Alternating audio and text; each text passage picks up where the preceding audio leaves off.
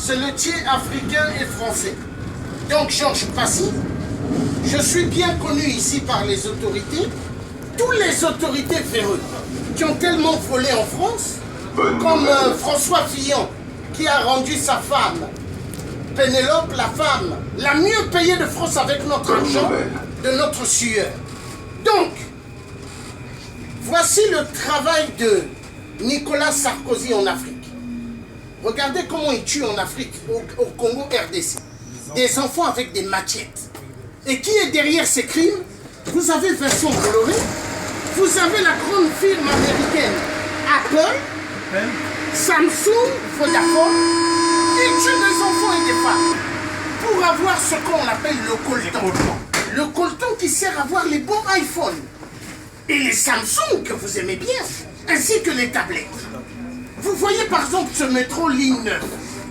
Après on va vous dire, Alma Marceau, mais qu'est-ce qui fait que les données informatiques sont préservées? Le coltan. Frappez sur Google coltan. Coltan du son. Et vous verrez. Grand boulevard. Parce que connaître l'histoire et lire, savoir lire et écrire, c'est important. Mais vivre dans l'ignorance et ne pas savoir lire, c'est un problème. Est-ce que vous voyez? Donc, les multinationales sont nos ennemis. Les ennemis numéro 1 du peuple français. Nous allons découdre avec eux. Vous voyez, moi, je suis un père de famille. Je ne suis pas un voyou, hein, mais je ne travaille pas pour les multinationales. Je travaille à mon propre compte. Mais les multinationales, ils tuent énormément en Afrique.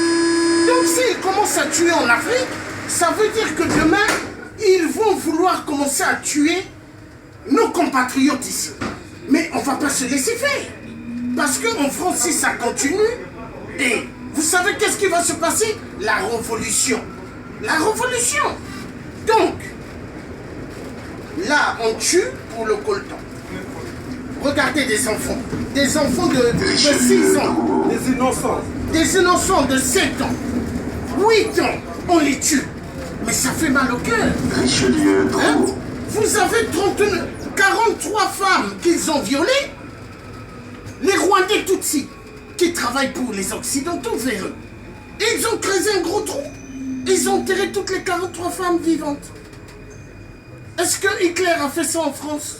Non. Kabila a tué plus Hein? que Hitler. Kabila, c'est un grand dictateur. Un homme aimé par la France-Afrique.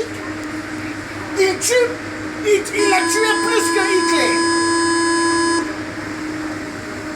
40 fausses communes. Plus de 15 millions de morts. Et plus de 10 millions de femmes violentées sexuellement.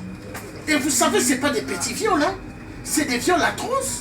Ils chauffent des machettes et ils les mettent dans la matrix de la femme. Mais attendez, mais on va où? Vous savez, mes chers compatriotes, on a besoin d'argent.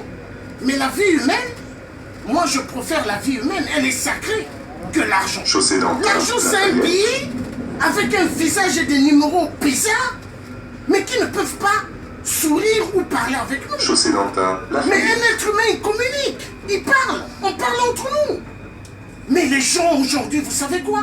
Ils ont mis leur cœur dans l'argent, le matériel. Le matériel. Donc s'il vous plaît, nous devons maintenant être humains. Nous devons être humains, aimer les êtres humains, c'est important.